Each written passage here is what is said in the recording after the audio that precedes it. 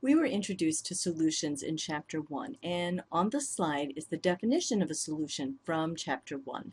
A solution is a mixture formed by dissolving a substance in a liquid, and that definition works for us. But we're going to look at it in a little bit more detail here in Chapter 9, and we're going to look at some definitions. One important definition is a solute.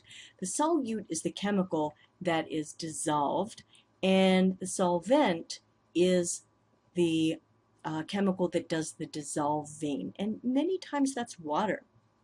Now, when we have a solution, solutions are always homogeneous, and by homogeneous we mean it looks the same. And on the slide we have two graphics of two mixtures. On the left is a homogeneous mixture, it looks the same, and on the right we have a heterogeneous mixture where we see three different phases: a solid phase, an aqueous or water phase, and then an oil phase.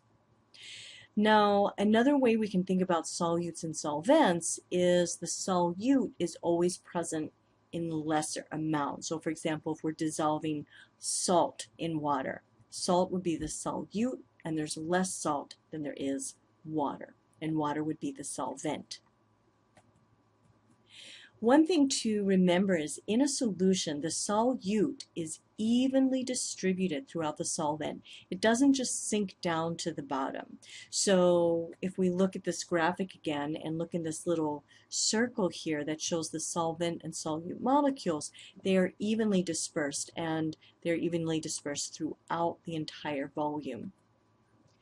An important term is aqueous solution. That is a solution that has water as the solvent, and water is very good at dissolving a wide variety of polar substances, and it is ubiquitous or ever present in our environment. So many solutions have water as the solvent. Another term is insoluble. Insoluble means that something doesn't dissolve in a given solvent, and soluble means it does dissolve.